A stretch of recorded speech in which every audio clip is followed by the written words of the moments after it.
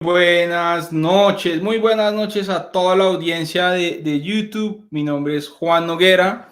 Estoy muy feliz el día de hoy. Estamos estrenando temporada, señoras y señores, desde Atlanta, Georgia, para el mundo entero, desde todo esto que nos ven acá. Estoy muy feliz. Segunda temporada, después de 11 capítulos, la primera temporada fue todo un éxito. Estoy muy feliz por todos los colombianos que me acompañaron. Arrancamos en Vancouver, Canadá, de ahí nos fuimos para Suiza, de Suiza llegamos a Estados Unidos, Carolina del Norte, de ahí nos fuimos a Toronto, de Toronto pasamos otra vez a Vancouver, fuimos a París, estuvimos en Vancouver, o sea, algo pasa con Canadá que tiene muchos colombianos. Muy feliz de verdad tener el placer de hablar con tantas personas, con tantos colombianos, y todavía nos quedan muchos. Todavía esto apenas empieza, una temporada de 11 capítulos. Terminamos temporada el viernes pasado con Jaime Domínguez en Vancouver. Él ha hecho 2 veces el Camino de Santiago. Bueno, tiene muchas historias por contarnos, pero bueno, hoy no es por meterle presión al invitado, pero hoy es el primer capítulo de la segunda temporada, entonces esto no, pues obviamente no a todo el mundo le doy el honor de estrenar temporada, y esto es obviamente un placer, un honor tenerlo, porque llevamos mucho tiempo cuadrándolo. O sea, la logística Colombia, Estados Unidos, Australia déjenme decirles, cosa seria. Tengo varias personas en Australia y sé que me están viendo o me van a ver. A ellos también vamos a llegar, pero hoy este señor se merecía estrenar temporada. Es como acaba de salir el tráiler de La Casa de Papel, quinta temporada. Sé que ese primer episodio le va a ir súper bien.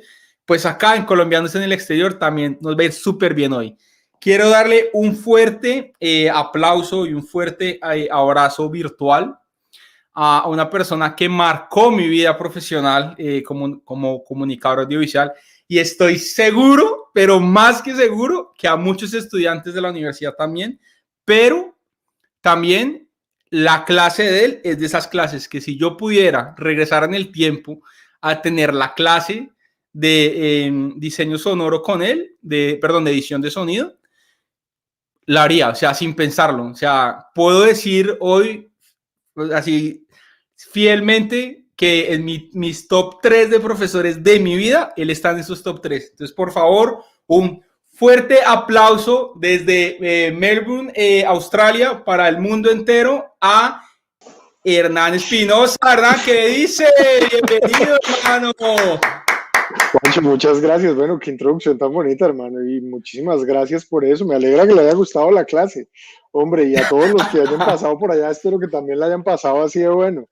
La verdad es que siempre es muy grato uno reencontrarse con alumnos en la vida después, y cuando uno se entera que la pasaron bueno en la clase, hombre, eso es una gran cosa en el corazón, le da a uno mucha alegría. Entonces, hermano, Claro. muchísimas gracias. Qué No, introducción con tan gusto. bonita.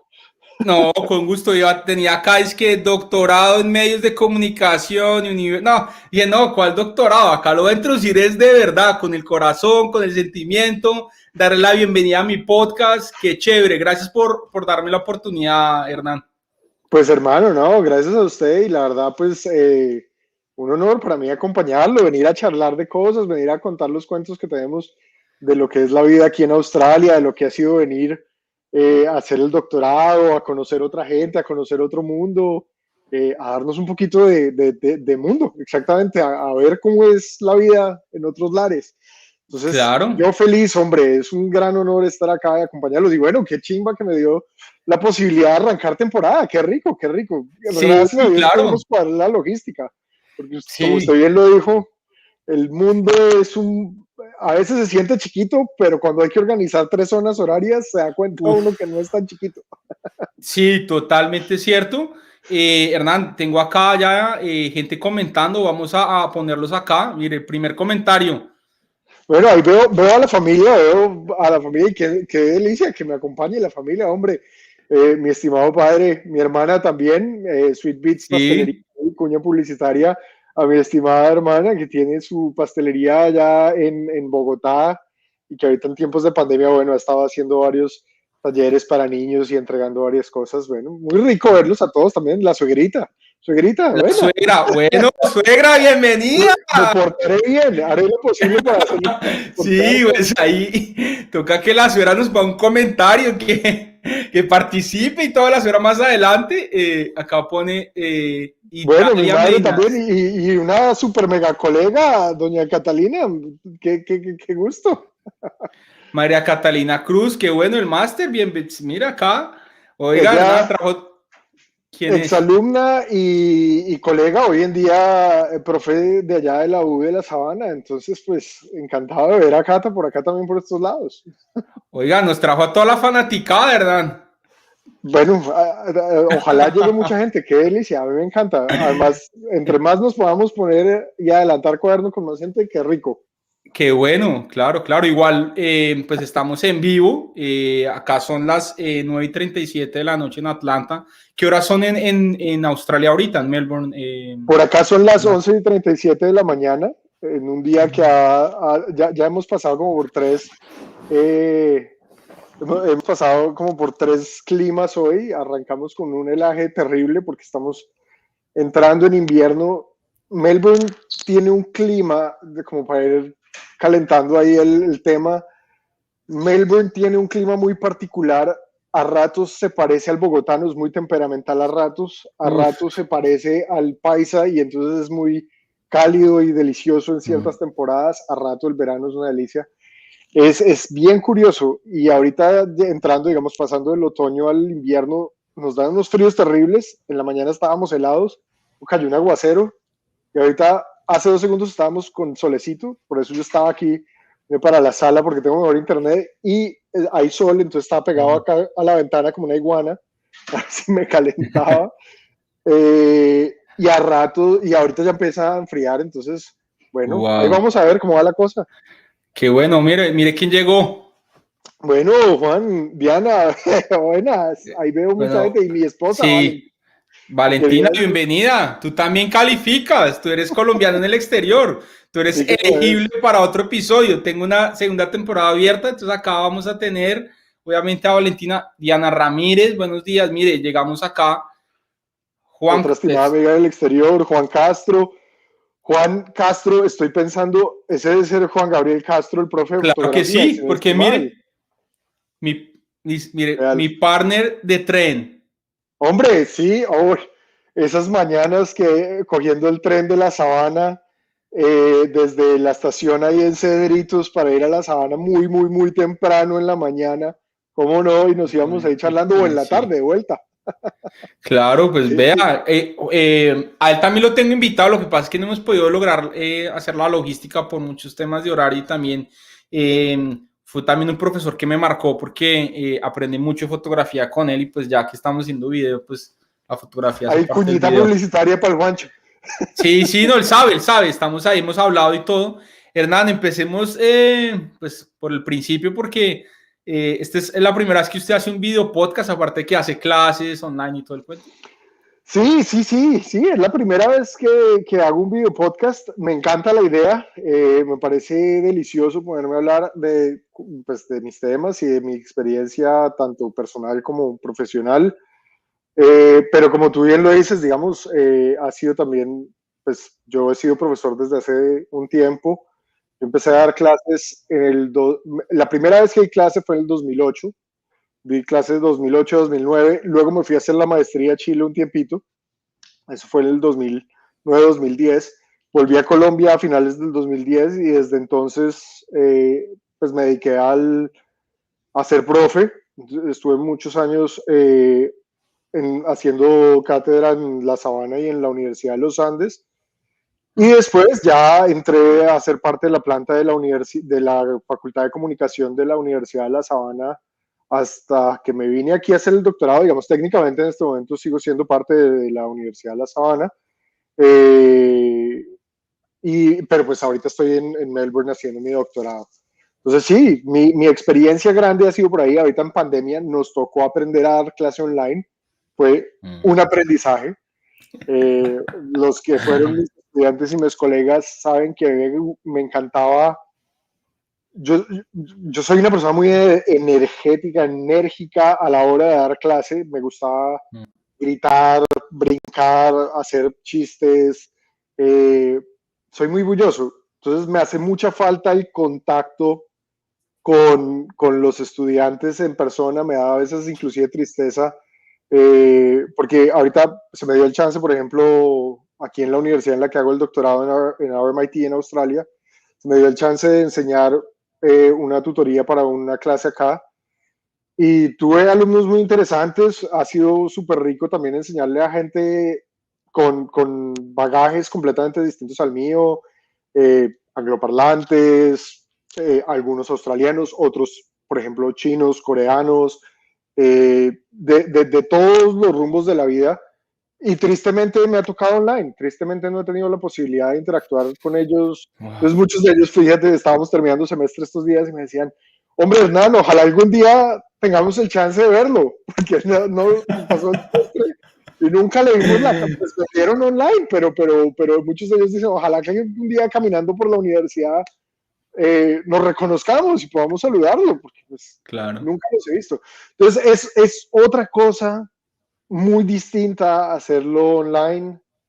Interactuar por este medio tiene, pues, como todo en la vida, hay cositas chéveres, pero también hay muchas cosas que no, pues, no es lo mismo. Pero bueno, y bueno, volviendo al tema, aquí estamos interactuando online, que también achica el mundo, que nos da la oportunidad de acercarnos a un montón de gente en un montón de lugares, y eso pues me parece genial, y compartir las experiencias, hombre, a pesar de las distancias. Totalmente cierto. Como diría el maestro de magia Gustavo Lorgia, gracias a la magia y la tecnología estamos conectados. No tengo que estar en Australia ni tienes que estar acá con nosotros en Estados Unidos. Sí, sí, es que lo tuve de invitado y wow, fue un súper invitado tener a Gustavo Lorgia. No, pues me imagino, o sea, Gustavo Lorgia, madre. Me acuerdo siendo chiquito en Colombia, a ver, yo soy del 84, ponle que más o menos en el año 90, teniendo yo 6 años, 5 años, el regalo de Navidad cuando yo estaba chiquito era el kit de magia del Mago Lorgia. No, no me digas. El Mago Lorgia era el regalo de Navidad. Entonces, Wow, que venía con los truquitos mágicos y todo el cuento, era sí. bien chistoso el cuento. Lo voy a Por contar, supuesto que lo recuerdo. les voy a contar a todos, voy a aprovechar, ya que dijiste pues, bueno, La cuña. sí, la cuña, pero para aclarar, no tenemos un guión ni nada, o sea, acá tenemos como pues, unas preguntas y todo, pero acabas de nombrar algo muy importante, Hernán, algo súper importante de este podcast, que es las cajas de magia. Te voy a contar por qué. Te voy a contar por qué. Sí, esto la gente no me lo cree, menos mal que eso quedó grabado y por ahí está un link, lo voy a poner en la descripción. Le pregunto a Gustavo Lorgia en vivo, Hernán. Gustavo, cuéntanos, ya que estamos acá hablando de todo, ¿cuál es tu artista colombiano favorito? Pues con el cual tú puedes poner música, pues que tú digas, wow, ¿cuál? Ahí sí están poniendo comentarios. ¿Cuál es tu artista favorito? Pues que te encante de música colombiana, vallenato, reggaetón, ¿qué? Y me dice, mira, Juan, lo que pasa es que yo empecé a vender mis cajas de magia en el año 1984 y tenía un vendedor muy bueno en la costa atlántica en Barranquilla, el señor William.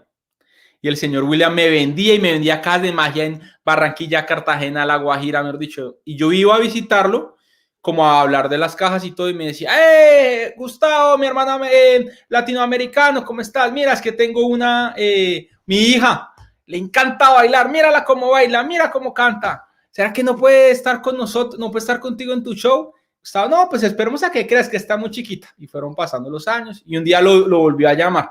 Gustavo, mira, seguimos con las cajas, nos han ido súper bien, pero imagínate que mi hija se fue para Bogotá a probar suerte como cantante. ¿Será que tú no le puedes ayudar? Bueno, sí, dile que venga a mi apartamento, dile que venga a mi casa. Bueno, pues Hernán, el mejor vendedor de las cajas de magia se llama William Mebarak. Ok. ¿Te Ese sí suena no el me apellido? suena. ¿No? Mebarak, alguien en los comentarios, pues, Me suena, Mebarak, pero no, la verdad no. Ah, bueno, bueno, Shakira, ¿no? Shakira, La vieja Shaki, pues, por supuesto. pues, el mejor vendedor de las cajas de magia, Gustavo Loria, era el papá de Shakira, y la niña que él hablaba era Shakira. Mira, mira, es que el mundo es un pañuelo, por ahí dice. Wow. Uno no sabe. Y él me lo dice en vivo, Hernán, y además me pregunta, ¿cuál es el nombre de la primera canción sencillo de Shakira? Cuando sacó el CD a los 16 años.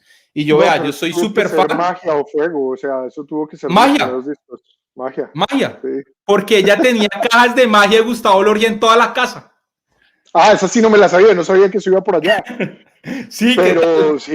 Ahora, a mí no me vendió cajas de magia Shakira, tristemente. Me hubiera O el parecido genial papá, tener ese o el cuento, o el papá. papá. No. Mm. Eh, pero sí, mira, o sea, yo nunca escuché ni magia ni fuego.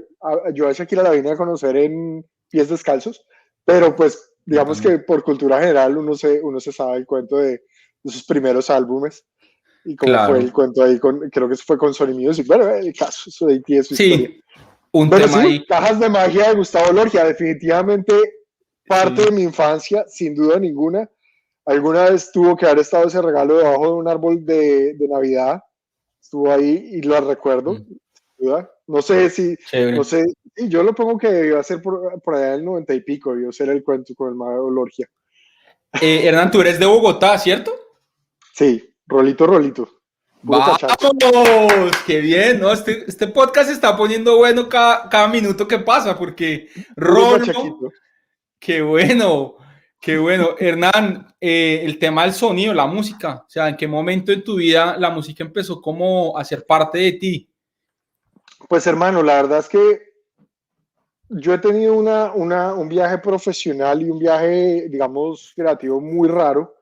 Eh, yo empecé, creo que fue como a los 15, 16 años, se me metió en la cabeza, tenía un amigo que tocaba guitarra y en algún punto el hombre me echó el cuento como de, uy, si montáramos una banda sería buenísimo, no sé qué, yo toco Mm. guitarra, sería buenísimo que usted tocara bajo. Y yo dije, bueno, hagámoslo. Yo en ese momento ni siquiera me imaginaba que era el bajo eléctrico, hermano.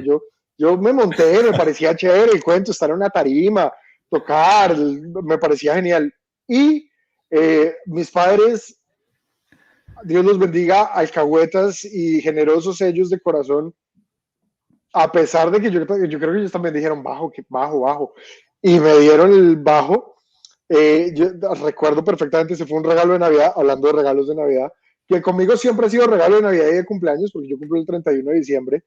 Entonces, ese fue un Mm. regalo de Navidad y cumpleaños, y recuerdo perfectamente porque sabía dónde estaba el bajo, estaba escondido en el closet de mi padre, y yo iba y me metía allá todas las noches y esculcaba, y era para mí mirar el bajo y lo cogía y no tenía ni idea qué estaba haciendo con esa vaina, pero lo cogí y me parecía genial. Ahí fue que arranqué. Eh, digamos, eso fue los últimos años de bachillerato, ponle, yo de los 15 a los 18 debía estar como en octavo, noveno, hasta que me gradué de bachillerato haciendo eso. Y el cuento de la música, yo tuve banditas de colegio, fue una experiencia muy bonita. Eh, Vuelve y juega, en eso jugaron un papel súper importante mis padres, siempre, porque es que tener una banda en Bogotá a los 16, uno requiere quien lo transporte, le lleve el aparato, lo lleve y lo traiga. Eso es una labor de Mm. cariño, tener un hijo músico y verlo crecer sabiendo lo difícil que puede ser la música en Colombia. Yo creo que estos manes decían, bueno, hágale, hágale, hágale, algo saldrá. Eh, y en medio de esas, ya llegando hacia los 18, recuerdo que mi profesor de música en ese momento, mire, si usted se va a meter, trate de meterse en algo que tenga un poquito más de proyección, digamos, que no sea solamente ser músico de banda y demás, porque no piensa como en estudiar producción musical o estudiar algo por el estilo. Y dio la coincidencia de que en ese momento en Bogotá estaban empezando a surgir los primeros programas de música con énfasis en producción y audio o con énfasis en ingeniería de sonido. En ese momento el programa de música con énfasis en ingeniería de sonido de la Javeriana era relativamente nuevo, debería llevar un par de semestres o si mucho un par de años. La Universidad de los Andes estaba abriendo su programa. Si no recuerdo mal, ya para ese entonces, estamos hablando del 2003, 2004, la Universidad, la San Buenaventura, creo que también estaba abriendo el programa. Y yo dije, bueno, tiene sentido como tratar de buscar algo que sea un poquito más amplio que solo la música, juguémonosla. Es una cuestión rara aplicar a una facultad de música porque pues hay muchas audiciones, yo recuerdo mucho estarme preparando. Yo estudié un semestre de música con énfasis en ingeniería de sonido en la Javeriana. No me encontré en ese programa y tuve la buena suerte que se me abrió la puerta y se me abrió la posibilidad de estudiar luego en la Universidad de los Andes. Entonces, al siguiente semestre, yo empecé en los Andes en el 2004, el primer semestre del 2004, lo recuerdo, y fue una experiencia genial. Y creo que lo más bonito de haber estudiado en ese momento en la Universidad de los Andes, un momento en el que todavía se estaba descifrando mucho qué iba a ser este programa, cómo iba a funcionar, fue precisamente como estudiante tener la oportunidad de untarme un poquito, de participar un poquito del debate de qué iba a hacer ese programa, hacia dónde estaba empujando, qué clases iban a existir.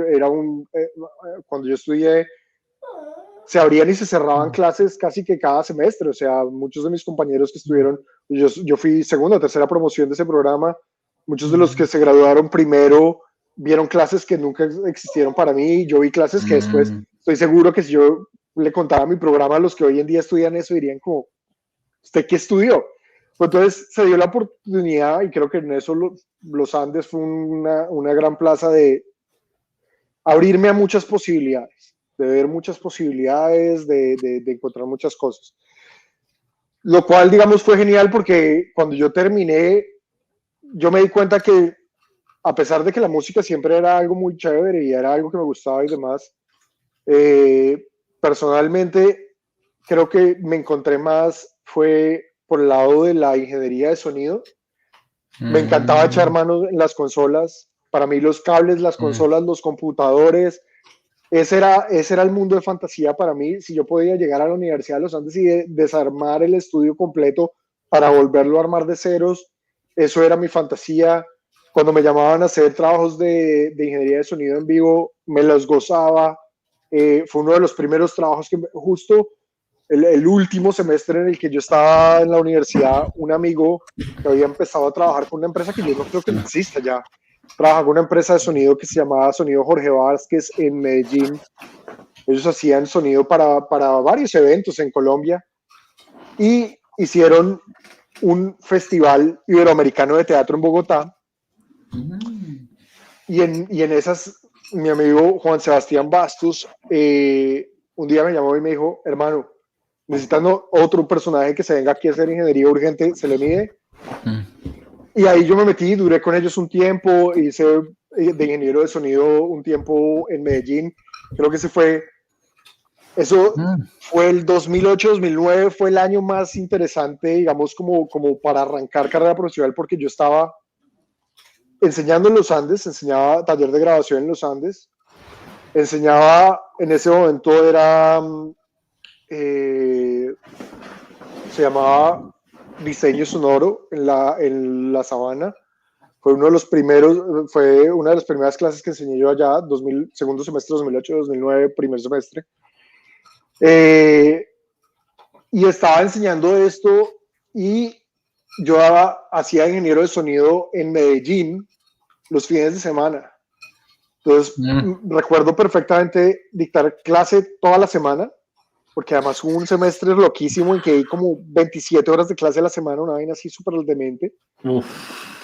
Y después me montaban en un bus en la tarde, el viernes, toda la noche viajaba hasta Medellín en flota, hacía el concierto el sábado en Medellín, y llegaba ponle que había que montar toda la estructura de sonido, todo, montaba todo el sistema durante el día, el concierto debía arrancar a las 5 o 6 de la tarde, En ese momento estábamos haciendo unos conciertos buenísimos con los que me reí y disfruté muchísimo, porque en ese momento un grupo de medios que hay en Medellín que se llama el Grupo Estrella, ellos trataron de montar durante un tiempo un estilo como el show de las estrellas, en el que íbamos a varios pueblos alrededor de Medellín y demás y montábamos conciertos. Entonces hacía el concierto con ellos, era un concierto televisado, era una locura y era un concierto con 5 o 6 artistas al día. Ahí aprendí muchísimo porque había mucho boleo. Yo estaba con una orquesta de salsa, luego se bajaban y subía un grupo vallenato, se bajaban los vallenatos y se subían los reggaetoneros, y eso era 10.000 por hora. Terminábamos 10, 11 de la noche. Yo estaba ya, maestro, pues te podrás imaginar, hecho un papel, y pues había que dictar clase el lunes. Entonces yo me iba para el hotel, descansaba un alguito, luego subo hacia la flota, viajaba todo el domingo, llegaba a la casa hecho ya pedazos, me acostaba a dormir y hágale a clase el lunes. Entonces, ese fue mi 2008, 2009, fue un boleo genial, pero fue mucha actividad, y ese fue un poquito como terminé metido en la música. Ese fue el año, yo cuando empecé a dar las clases de sonido al puro comienzo, fue una oportunidad muy bonita que me abrió Germán Arango, que fue la persona que, digamos, en primera instancia creó el programa de comunicación audiovisual y multimedios en La Sabana. El programa en ese momento era muy, muy joven. Creo que las personas más avanzadas en ese momento estarían en tercer, cuarto semestre. O sea, no había todavía ninguna corte, no había nada.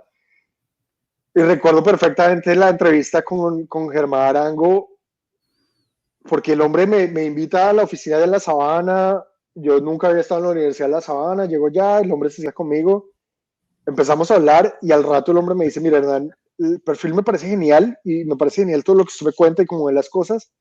Tengo un problema. Usted está muy pollo, maestro.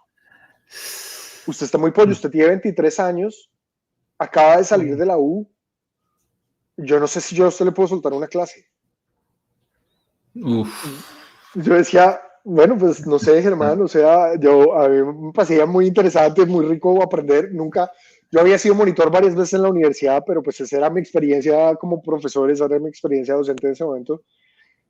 Germán me dijo, bueno, yo me lo pienso, y esa misma tarde recibí una llamada y me dice, bueno, tengo una electiva para los de ni siquiera era para los de audiovisual, era una electiva para los de comunicación social y periodismo, que en ese momento se llamaba paisaje sonoro.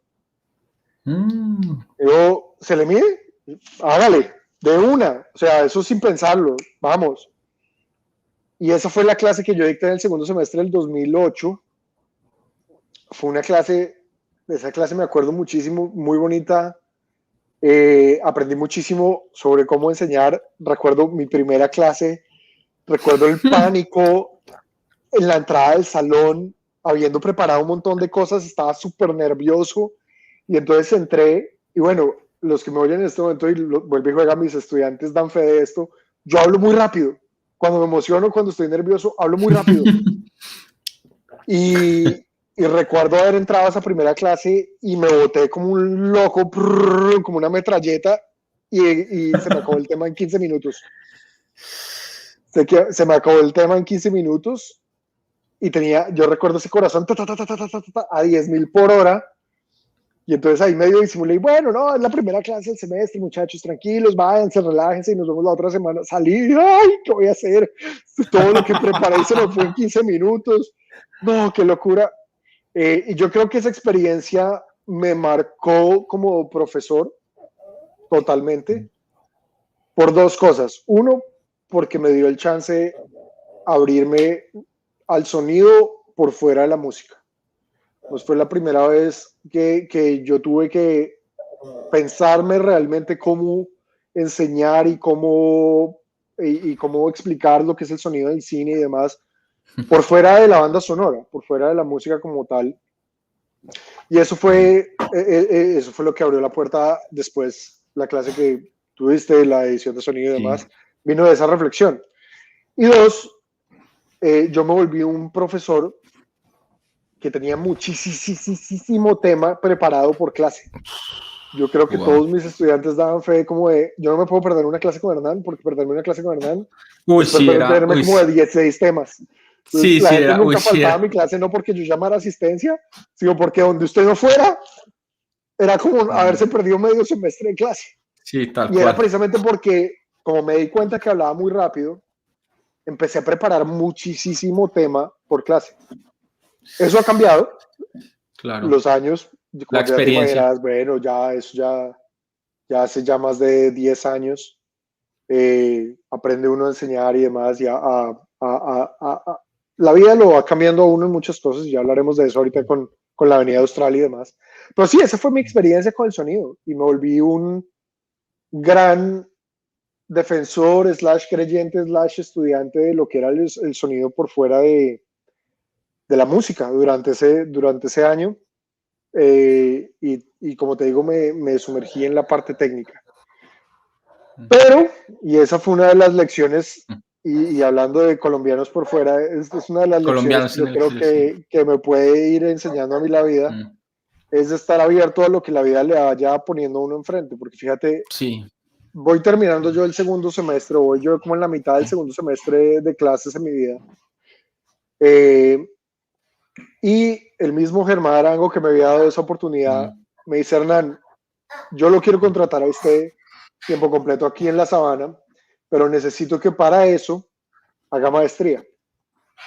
Yo le dije, Hernán, entonces yo le dije, Germán, me encanta la idea, yo también quisiera hacer maestría, pero no me he ganado la lotería todavía. Entonces, yo sigo muy juicioso comprando mi tiquete de lotería yo le juro que yo compro mi tiquete de lotería, pero no me la ha sacado y pues la cuenta de banco no da para eso. Hernán, le propongo lo siguiente, porque tengo también tengo algo, no sé si de pronto ya la gente lo haya visto, usted lo haya visto. Guillermo Torres, tuvimos 2 episodios y en un episodio nos contó que en Noticias 1 se había ganado el baloto. Ve, ahí está. Yo lo nombro y llegó. Y me contó la historia. No estaba ahí, porque yo hubiera sido feliz de ganármelo. Y se lo ganaron 4 personas. Pero hay algo que pasó antes de eso, que lo voy a contar más adelante. Pero eso está muy interesante, la historia de lo de la maestría. Germán Arango también ha sonado en este podcast, le he escrito, pero la verdad por Twitter el señor no responde. Lo vamos a presionar. Sí, hay que presionar por todos lados, o sea, por Memo, por usted, por el que sea. Hay que presionarlos. Sí. En ese momento de la maestría, ¿qué más pasó? Bueno, entonces ahí fue que el hombre me abrió la primera puerta a salir al exterior. Entonces, ¿qué pasó? Germán, digamos, después de que tuvimos esa charla, me dice: espérese, déjeme a ver qué podemos hacer. Una semana pasa y me llama un día y me dice: bueno, Hernán, yo tengo una sugerencia. La Universidad de La Sabana tiene una universidad hermana en Chile, que se llama la Universidad de los Andes, no los Andes de Colombia, nada que ver con los Andes de Colombia, otra de los Andes. Y ellos acaban de empezar un programa de maestría en guión y desarrollo audiovisual. Hernán, voy a cuadrar algo acá, entonces voy a salirme un momento, pero ya regreso, ¿listo? Cuadro acá algo técnico. Yo sigo aquí. Sí, usted siga y ya regreso. Yo los mantengo tengo que moverlo, tengo que mover esto, ¿listo? Listo, hágale. Ya regreso. Entonces, mientras el hombre vuelve, yo les sigo contando aquí, y si tienen preguntas, échenlas ahí al chat, veo que tenemos a nuestra gente. Entonces, básicamente, cuando el hombre me llamó, me dijo: vea, le tengo esta beca en Chile, no tiene nada que ver con sonido, tiene que ver con escritura y guión y el cuento y creación de proyectos audiovisuales. Se le mide. Y creo que esta es una de las lecciones, vuelve y juega, acerca de cómo puede uno abrirse puertas en el exterior, es estar abierto a lo que la vida le ponga a uno enfrente. Yo para ese entonces pues nunca había considerado una maestría en audiovisual como tal. Era un profesor primíparo en la carrera de comunicación audiovisual. Y dije, bueno, pues hagámosle, ¿qué hay que hacer? No, ¿qué hay que aplicar? Bueno, y después de aplicar, ¿qué hay que hacer? no, que si le dicen que sí, la maestría empieza en 2 semanas. Esto fue así. Esto fue, ¿qué hubo? Nos fuimos. Esto es de una. Wow. Y dije, bueno, apliquemos. Recuerdo haberme ido esa tarde porque me fui a donde mis padres y les dije, bueno, ¿le hago o no le hago? Ellos me dijeron, hágale, hágale, hágale. Esto es, o sea, a la vida hay que decirle que sí. Usted hágale, aplique, si se da la beca, pues que se dé la beca y nosotros lo apoyamos con lo que se pueda y vamos mirando cómo hacemos. Pero pues la forma de que las cosas salgan es diciendo que sí, midiéndosele a la cosa. Entonces, aplicamos, salió. Además, la vida es muy chistosa y unos recuerdos muy raros. Creo que fue una semana después de haber aplicado, recibo yo una llamada como a las 8 de la noche de Chile a decirme que me dieron la beca y yo estaba solo en mi casa a oscuras y yo quería brincar y gritar de alegría y no había nadie con quien gritar. Y fue el momento más anticlimático del asunto porque fue como ganarme la lotería pero no tener con quién abrazarme, entonces fue como casi que busco un cojín para abrazarlo. ¡Ay, qué alegría! Y luego viene como aterriza la realidad de voy para Chile. Voy para Chile, maestro. Para ese entonces, para mí Chile era una cuestión en un mapa, se acabó, no sabía nada de Chile, pero pues vamos. ¿En qué vamos año, entonces, en qué año llegó a Chile, Hernán? Porque como yo llegué a Chile a mitad del año 2009 y estuve de mediados del 2009 a mediados del 2010, estuve en Santiago haciendo la maestría en guión y desarrollo audiovisual. O sea que el terremoto no le tocó. Llegué 2 semanas después del terremoto. No, mentira, no semanas. Fue como un mes, algo así, después del terremoto. Pero no solo llegué como un mes después del terremoto, porque todavía, inclusive muchos de los edificios por dentro tenían muchos andamiajes y cuestiones que les habían puesto para, pues, por precaución, Claro. No solo eso, sino que la primera noche que yo pasé en Chile, llegué como a una residencia estudiantil, que literalmente era una casa que alguien había acomodado y había dividido los cuartos con paredes de triplex. Y yo tenía ahí un cuartico de este tamaño con una duchita y una vaina ahí chiquitica. No me lo imagino. Recuerdo la primera noche ahí dormido en mi cuartico, primera vez que salía del país solo, todo depresión, tristeza total. Entrando hacia invierno, frío, pues estaban entrando unos fríos en las noches. Y de repente la pared de triplex se me a moverse. Yo juré que el vecino haciendo bulla, yo, cállese, no sé qué. Y al día siguiente sale el vecino y me dice, ¿qué pasó? ¿Por qué se puso así? Yo, no, pues la puerta. No, weón, está temblando. Perdón. No, estaba temblando. Era un temblor.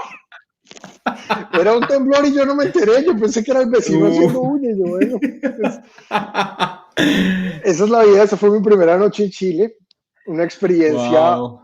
Creo que ese año en Chile de maestría fue fácilmente una de las mejores experiencias de mi vida, precisamente por haberme abierto a otras oportunidades.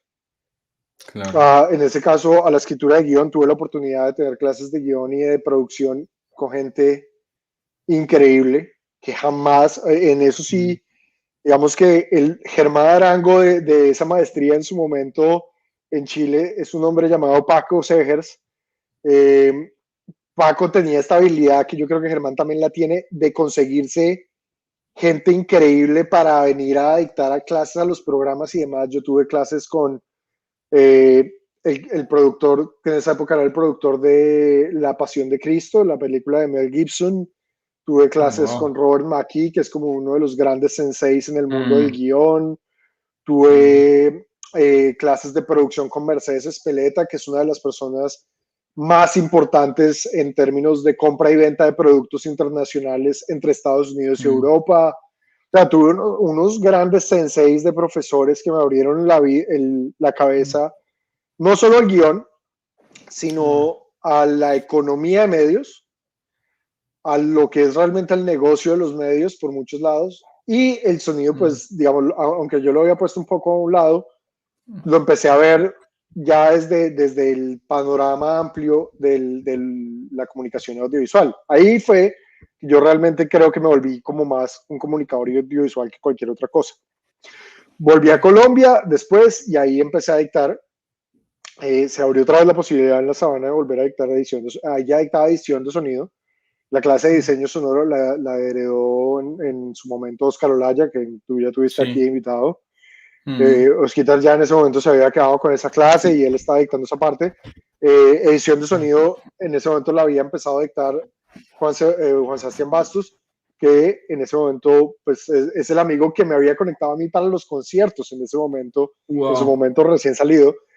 Y cuando voy a hacer otro ajuste técnico acá, ya vuelvo a la pantalla, ¿listo? Dale. Porque tengo acá un tema técnico. Listo. Pero entonces ahí, como le digo, entonces se abrió la posibilidad de volver a edición de sonido, pero se abrieron dos posibilidades que fueron, vuelve y juega, abrieron puertas, y aquí vuelve y juega el cuento de ábrase lo que le dé la vida, ábrase las oportunidades. Ya para ese entonces, Germán Arango ya no era el director del programa, Maritza Ceballos había asumido la dirección del programa en La Sabana, y recuerdo, vuelve y juega otros almuerzos en los que la vida le cambia a uno. Maritza sentaba conmigo diciendo, bueno, y entonces, yo sé que usted acaba de llegar de la maestría en guión, ¿qué quiere enseñar? Porque bueno, está edición de sonido y eso, pero pues, ¿qué le gustaría enseñar? Y yo le dije, no, pues guión. No, ya guión ya tenemos profesor, quien pues, es Jerónimo Rivera, que mucho tiempo ha diseñado la materia. Y estábamos ahí pensando y pues, yo le conté muchas de las cosas que me habían parecido en Chile y me dijo, bueno, mire, tengo una clase que se llama guión multimedia y otros formatos. Y yo en ese momento estaba hablando con ella mucho de, a mí se me había abierto la cabeza hacia el lado de los videojuegos, los interactivos, transmedia, otras cosas, mejor dicho. Y ahí ella me dijo, ¿se le mide? ¿Le parece? O sea, ¿usted siente que podría como ayudarnos a descifrar qué es esa clase y cómo funciona y demás? Y vuelve y juega. Hágale, hermano. Sí, yo había ya tenido en la maestría algunos contactos con esa área, pero también fue una posibilidad de aprender un montón de cosas y fue la clase que yo dicté durante por lo menos 8 años en la Universidad de La Sabana. Sí, bastante. O sea, que en 8 años, ¿cuántos estudiantes pasaron por esa clase? Eso es una pregunta esa, ¿no? Por esa clase tuvieron que haber pasado muchos porque además yo fui el único profesor de esa clase durante mucho tiempo y era una de las clases obligatorias del programa. Sí. Era una clase de séptimo, octavo semestre en la que todo el mundo tenía que pasar. Era como una de esas últimas clases medio teóricas que había hacia el final de la carrera. Yo hubo semestres que dicté 2, 3 grupos de esa clase y cada grupo debía ser más o menos de 30, 40 personas en ocasiones. Ponle que al semestre en promedio estuvieran 50, 60 personas, mínimo. No, quizás más los de edición de sonido y demás, pero digamos, solo en esa clase, pongámosle que 50 por semestre y la dimos por 8 años, estamos hablando de 100, 800 estudiantes aprox. En un aprox muy chambón, ¿no? O sea, es un aprox muy chambón. Aquí cualquier profesor de estadística le estaría dando un infarto con estas aproximaciones. Pero sí, digamos que aproximadamente eso fue y por ahí pasaron más o menos eso. La clase terminó enfocándose muchísimo hacia el desarrollo de videojuegos y desarrollo de interactivos durante mucho tiempo. Fue una clase de la que yo aprendí muchísimo y fue la clase que me abrió la puerta más adelante en el 2018 a venirme a Australia. Por eso, hablemos de eso, porque por fin aterrizamos en venirnos a Australia. Sí, o sea, eso es, o sea, vemos como un hilo conductor ahí el tema del estudio, de estar en la universidad. ¿En qué momento llegó esa oportunidad, Hernán? Bueno, y eso tiene que ver con ser un poco el eterno curioso y, digamos, por la naturaleza de lo que es ser un académico. En términos generales, llega un punto en que si tú quieres permanecer en la academia y, digamos, seguir desarrollando tu carrera como académico y como investigador, porque realmente como académico no solo es ser profesor, sino ser investigador también. Y durante esos años tuve la buena suerte, muy, muy buena suerte, una suerte increíble. Yo empecé como profesor de planta en La Sabana en el 2013, 14, aprox. Y en ese momento el profesor Enrique Uribe, que los alumnos de La Sabana de antaño lo reconocerán como el profesor del sombrero, él estaba arrancando un proyecto de investigación y mi suerte fue que él me acogió un poco como de aprendiz y me dijo, venga, aprende a plantear una investigación de ceros. Entonces ahí arrancamos, se hizo un proyecto súper bonito que hicimos, que fue sobre, pues el título estaba en inglés porque pues el mundo académico a veces hay que publicar en inglés para tratar de sacar de proyectar un poquito la investigación por fuera del país. Esa es una de las realidades de las cosas. Entonces hicimos un proyecto de investigación que se llamaba Cultural and Audiovisual Market Flows, que tenía que ver con cómo viajaban los productos audiovisuales entre diferentes mercados. Hicimos ese proyecto, yo publiqué varias cosas ahí, muy importante, digamos un tip súper importante si les interesa hacer carrera académica y ojalá aplicar a becas y aplicar a eso, publicar, ese es el mantra, publicar. Uno no sabe la cantidad de puertas que abren las publicaciones realmente, eso es súper importante, eso es una de las tips número uno. Como te digo, yo tuve la buena fortuna de que Enrique me metió el mantra en la cabeza y con él publicamos bastantes artículos y capítulos por ese lado. En esos años también tuve la buena fortuna de trabajar y de publicar con el profe Sergio Roncayo, a quien siempre llevamos muy en el corazón y bueno, nos dejó el año pasado y fue una de esas cosas duras, digamos, de la vida en tiempo de COVID, tener que perder a un amigo en la distancia y hablaremos de un poquito lo que es la experiencia en Australia, de esa distancia, cómo se siente. Pero sí, trabajamos con ellos y aprendimos a investigar, a publicar. Eh, a, y cuando ya llegas a un punto, pues digamos, la misma universidad te dice, bueno, usted ya investigó, ya sabe lo que es esto, pero digamos, la calificación formal como investigador es ser un doctor, es ser un doctorado. Y esa es una de las cosas claves, y es dependiendo de lo que tú quieras, hay diferentes tipos de programa de exterior. No es lo mismo hacer una maestría que hacer un doctorado. Como te digo, pues yo tuve la fortuna de tener las dos perspectivas, la de hacer una maestría y la de hacer el doctorado. Creo que la maestría, sobre todo hoy en día, en el mundo lo que veo es que hay maestrías, lo que aquí en Australia, por ejemplo, llaman Master Through Coursework, maestrías a través de cursos, que también las ves en Estados Unidos. Muchos, por ejemplo, de lo que son MBAs y demás, están en esa categoría de maestrías por cursos. Y en algunos lugares todavía existe el modelo de maestría por investigación, que es como hacer un mini doctorado, es aprender a investigar un poquito. Es como los primeros pasos en el mundo de la investigación. En Colombia muchas de las maestrías tienen un poquito de las dos, y sin embargo, pues dependiendo de la institución y la maestría, ya los estudiantes se darán cuenta, va más por un lado o por el otro. Pero la maestría en ese sentido, por ejemplo, siento yo que a veces abre puertas, como me las abrió a mí, para explorar otras áreas, para meterte por otros lados. En mi caso, pues convertirme en comunicador audiovisual, digamos, por así decirlo. Eso fue lo que me dio la maestría, me abrió esas puertas. Y conozco mucha gente que al hacer la maestría, digamos, se les da esa oportunidad de explorar nuevas áreas, ¿no? De coger nuevos caminos, de explorar nuevos rumbos.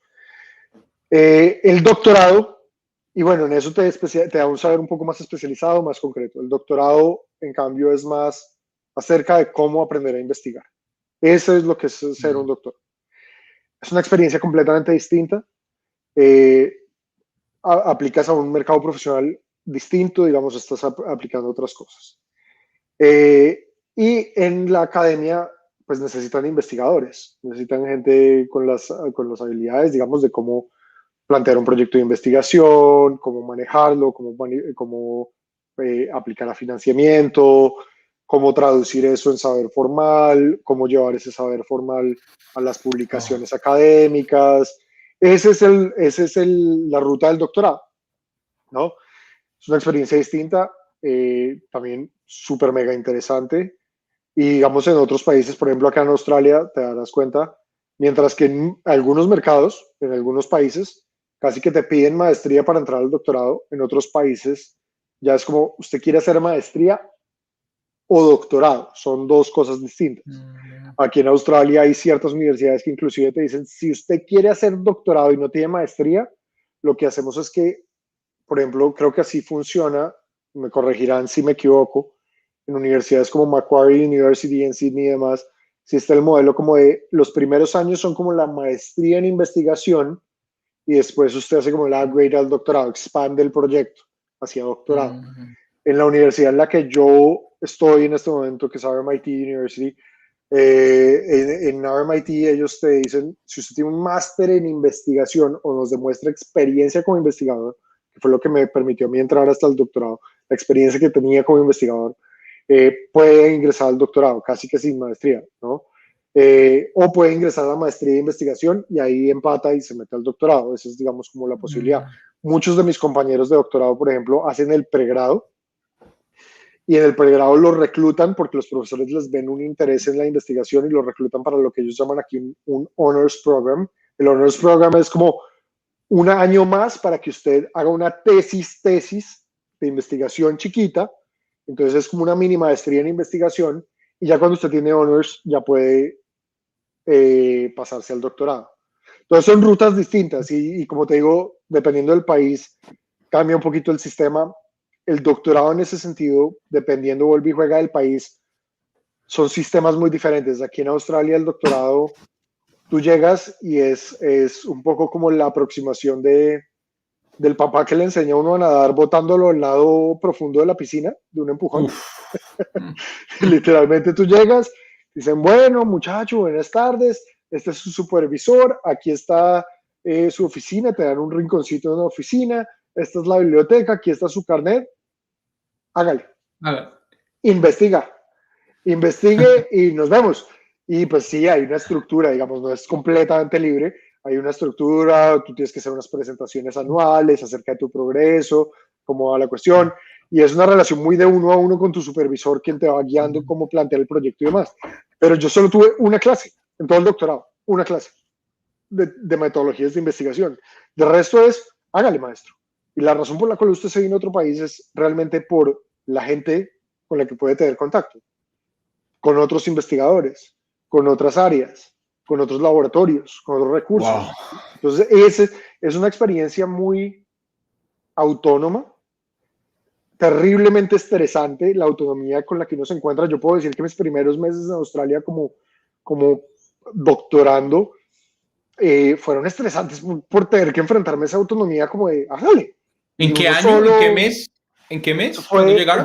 Yo llegué a Australia en 2018, pero bueno, pero espere, antes de que arranquemos con la experiencia de estar aquí en Australia, retrocedamos un poquito y le cuento cómo me vine para que al que le sirva la experiencia. ¿Y por dónde? ¿Y por dónde también, Hernán? Porque el viaje a Australia es un palazo, es un paseo, hermano. Es un paseo, es un paseazo. Sí. Que además aprendí a disfrutar y ya vamos para allá. Pero entonces, bueno, cuando la universidad me empezó como a decir, bueno, Hernán, hora de doctorado, hora de buscar el siguiente paso. Diferentes universidades tienen, digamos, para los profesores que ya llevan un tiempo en la universidad, hay programas de apoyo institucional que le abren la puerta a uno a través de unos créditos condonables que la institución le puede, digamos, dar a los profesores. Tienen unas condiciones de trabajo y demás. Digamos, esa fue una oportunidad que la Universidad de La Sabana me dio. Con el futuro también yo apliqué y tuve la buena fortuna de quedarme con el futuro, digamos, entrar en el programa de crédito beca de Colfuturo. Entonces, empecé a aplicar muchísimas ayudas y empecé a aplicar al doctorado. Y aquí el proceso de aplicación, como son dos cosas distintas, la maestría y el doctorado, también vale la pena que los que quieren hacerla, los que les interese, digamos, la cuestión de doctorado, vale la pena recalcar que aplicar a un doctorado, o por lo menos a Australia, digamos, es difícil, vuelvo a hablar de todo el mundo porque es difícil, es diferente en todo el mundo, pero por lo menos en Australia el proceso de aplicación al doctorado es diferente al de maestría. En una maestría tú mandas el examen de inglés, haces de pronto una prueba de admisiones, digamos, mandas unos papeles, haces un proceso muy formal, muy institucional de aplicación, ¿no?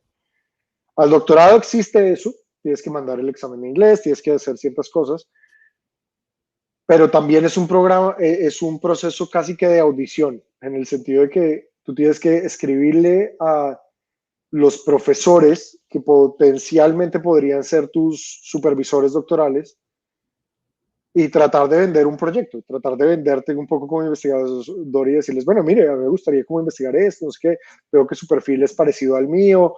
Yo tuve que haber escrito, mira, yo en ese momento apliqué aquí a MIT, apliqué en Macquarie University en Sydney, apliqué en QUT, que es Queensland University of Technology, eso es en Australia. En Estados Unidos, mientras tanto, también estaba en contacto con otros profesores en Michigan State University. También me puse en contacto con personas en University of South California. No, no es UCLA, sino es la otra, que es donde tiene un programa de cine muy interesante. Entonces, tú empiezas como a tratar, es un proceso muy personal, Claro. en el que te toca hacer mucha red, mandar mucho correo. Por ejemplo, también me entrevisté con una profesora en Georgia Tech, en Georgia, allá En en Atlanta, Georgia sí. Tech, Está, en sí está en Atlanta. Atlanta. También estuve en contacto con mucha gente. Entonces es un proceso muy de feeling, de encontrar a alguien que te compre el proyecto, que te compre tu visión para realmente meterte en el doctorado. Como te Claro, digo, wow. digamos un poco en ese momento, los primeros profesores que me compraron un poco a mí la idea, Michigan State, aquí en RMIT, y bueno, también digamos que en eso, ese es uno de los factores que empiezan a jugar un gran papel en decidir para dónde te vas. Y es que, como tú sabes que la relación de investigación va a depender muchísimo sobre la persona que va a ser tu supervisor. No vas a tener como en el pregrado, como de pronto en la maestría, que uno tiene muchos profesores y va a cambiar mucho. No, el doctorado es como muy personal, entonces también tienes que pensar como, me quiero casar con esta persona, con mi supervisora, me interesa desarrollarme por ese lado, creo en lo que esta persona me puede aportar y en lo que esta institución me puede aportar, digamos, en el área de la que me quiero desarrollar.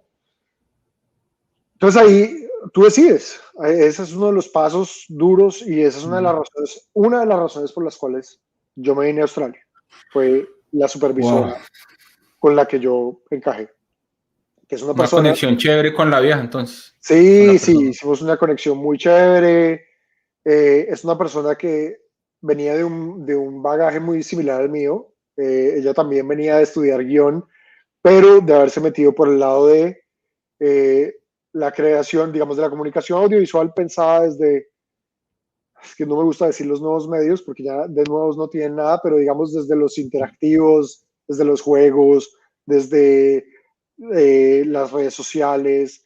Entonces, en eso ella y yo comulgamos de alguna manera y ahí fue que conectamos y por ese lado fue que se abrió la puerta aquí en Australia. Ese fue un factor.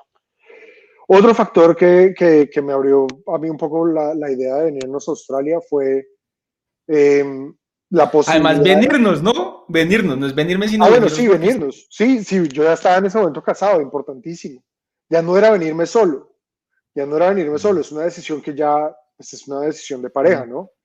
Y en ese sentido, Australia tiene unas oportunidades que no tiene, por ejemplo, Estados Unidos. Australia te permite como estudiante doctoral trabajar tiempo completo, lo cual es muy importante porque, digamos, tienes que estar abierto a ser asistente de investigación o una posibilidad de enseñar en una universidad y demás. Entonces tienes que tener digamos, legalmente la posibilidad de estar en de asumir ese rol. Pero más allá de eso, la persona que viaja como tu pareja, por lo menos este es el caso hasta este momento, no sabemos porque las leyes migratorias, pues tú sabrás, cambian muchísimo, uf, sí, es es, verdad. una, es difícil hablar de las leyes migratorias cuando cambian cada 6 meses.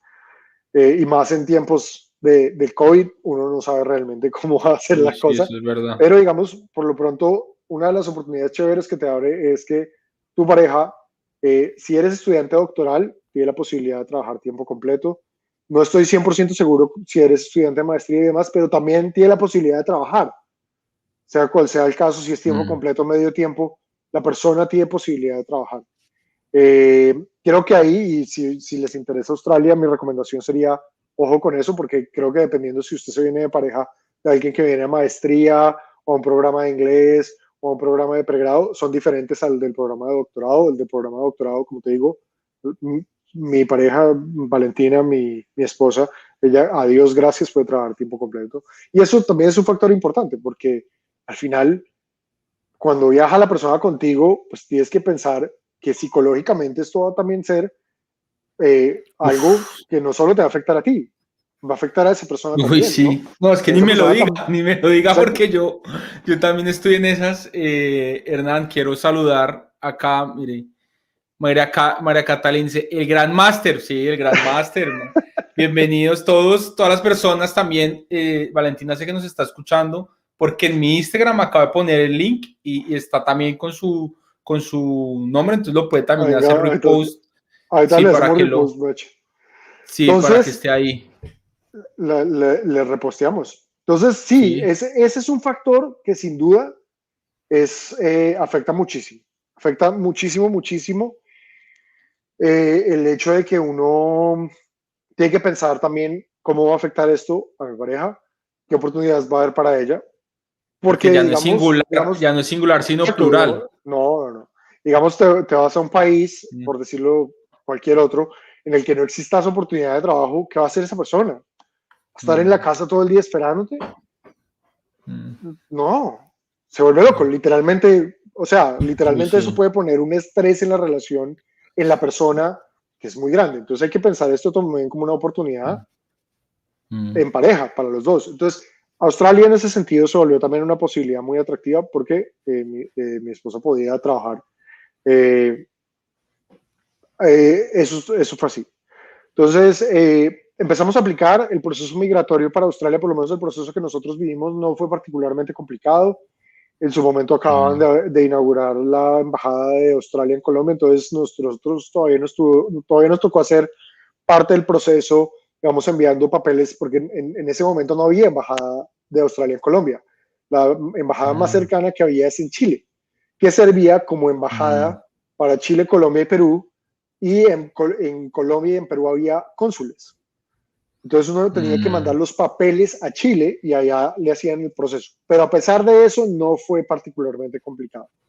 ¿Cómo es en este momento? Como te digo, sé que ya existe embajada, no sé si ya los papeles se tramitan directamente en la embajada en Colombia, ese es otro punto que habría que tener en cuenta, eh, pero sé que ya mm, existe la embajada en Colombia para Australia, ¿no? Sé que mm, hay un interés por parte de Australia de atraer estudiantes colombianos. Sé que además existen muchísimas agencias en Colombia que trabajan con universidades directamente acá y que te pueden guiar en ese proceso migratorio. Ahí, como en todo en la vida, hay que ser cuidadosos con respecto a las agencias porque pues uno no sabe, pero una regla general que me aplicó a mí y que supongo sigue aplicando es que en el momento en que yo apliqué, las universidades australianas, porque están interesadas en traer gente del exterior, ellas le pagan a las agencias. Entonces, las agencias no mm, deberían cobrarte a ti nada por ayudarte. Pues la idea de que la universidad mm. le pague a ellos es que ellos brindan esa asesoría casi que de forma gratuita a los estudiantes. Oh, ¿Listo? wow. Ahora, eso no, igual te toca pagar el examen de inglés y demás. Si hay unos, o sea, la Gastos. visa hay que pagar, si hay unos costos de visa y demás. Pero la asesoría como tal, las universidades le están pagando a esas agencias para que les manden gente. Entonces, eso es una consideración que me parece importante. Eh, a mí me fue bien, no quisiera, digamos, dar nombres de agencias porque ya ni siquiera sé si la agencia que digamos, me asesoró en su Mm, momento sigue existiendo, no sé. sí. Eh, pero tuve una experiencia floja con una agencia con la que no nos fue tan bien, tuve otra experiencia con otra, con la que gracias a Dios nos fue mejor. Sé que hay un montón de agencias. Mi consejo es no se case con una agencia automáticamente, investigue con calma, no se deje cobrar, Claro. con calmita investigando, eso sería un... Y definitivamente esa ayuda de agencia sí le guía a uno mucho el proceso, porque es que hay mucha burocracia y más en ese momento que había que mandar papeles a Chile y no sé qué, había mucha burocracia y la cosa. Australia en términos generales tiene la burocracia más o menos bien inventada, mucho está sistematizado por internet, entonces mucho del proceso de visas y demás se hace directamente en las páginas de internet de Australia y funciona relativamente fácil. Entonces, a nosotros nos fue bien con ese proceso. Eh, Fue relativamente rápido. Yo creo que digamos que en términos generales, yo empecé el proceso de aplicar a doctorados y aplicar a diferentes universidades, creo que haber sido como a comienzos del 2017. No, falso, falso, falso. Bueno, mediados del 2016, comienzos del 2017. Es un proceso largo y desgastante emocionalmente, porque Claro. no siempre, o sea, tú escribes correos infinitos a profesores por todo el mundo y de cada 100 correos que escribes, 10 te responderán si estás de buenas. Uy, no. No todos con la actitud más abierta, algunos sí, pero no todos son, algunos no responden y pues es también entendible, pues, es gente que tiene su propio trabajo, sus propias vidas, o sea, no tienen por qué estar respondiéndole a cada persona que les llama. Pero sí es un proceso desgastante. Luego está el proceso de buscar becas, que es duro. Yo recuerdo, yo apliqué a la beca Fulbright, por ejemplo, en Colombia 2 veces, y es un proceso. Por ejemplo, para la beca Fulbright en Colombia en su momento, no sé si todavía, tú tienes que aplicar a un examen americano. Es súper desgastante prepararse para ese examen, que es el GRE, que no es un examen de inglés, sino es un examen de inglés y matemáticas. Te hacen un examen de inglés escrito, inglés verbal, creo que es el cuento, y matemáticas de todo bachillerato. Y prepararse para ese examen es súper desgastante y es muy exigente. Y luego recibir las cartas le agradecemos su aplicación, pero pues lamentamos informarle que no. Uy, hermano, eso la primera vez duele, Sí. la segunda es un proceso, hay que tener cuero duro, hay que tener callo porque duele y a ratos uno dice, más, No más. no más, me bajo este tren, no más, no aguanto este tren. Desgasta, emocionalmente te desgasta. Hay ratos en los que uno duda mucho acerca de lo que está haciendo, será que el proyecto que sí estoy haciendo vale la pena, no vale la pena. Es un proceso de mucha duda, pero salió.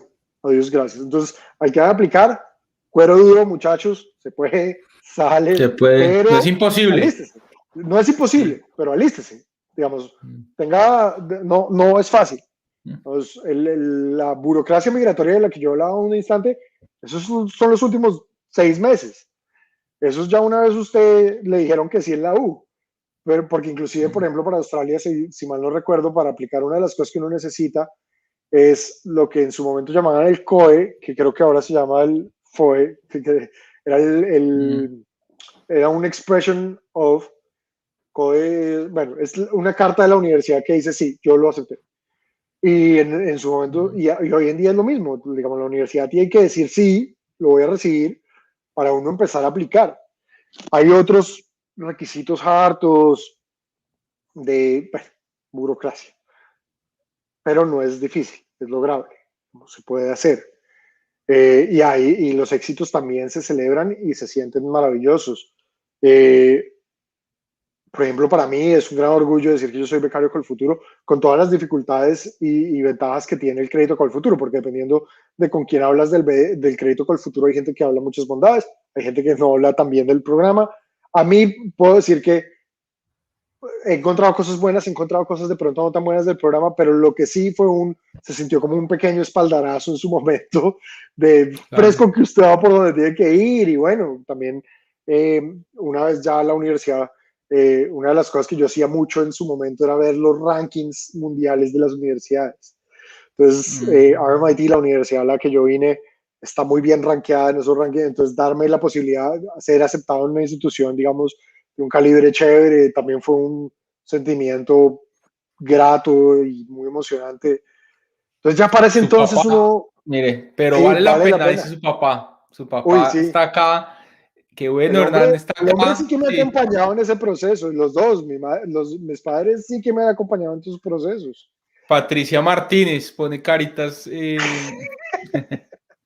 No sé quién Y sí, sea. eso Saludos.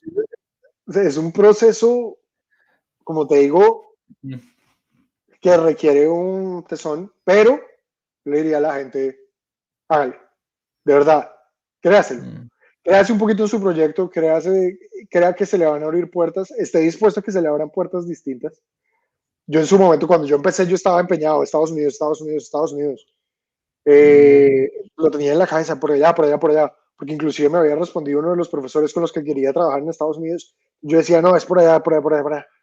Y fue cuando me empecé a abrir a otras posibilidades que apareció Australia y mírame, aquí estoy. Entonces, es un poco de terquedad y un poco de flexibilidad. Claro. Es Pero una ¿cómo fue el cucharita vuelo, Hernán? de calor. Porque el vuelo Bogotá-Australia, ¿cómo es? Es un palazo, Y entonces, hermano.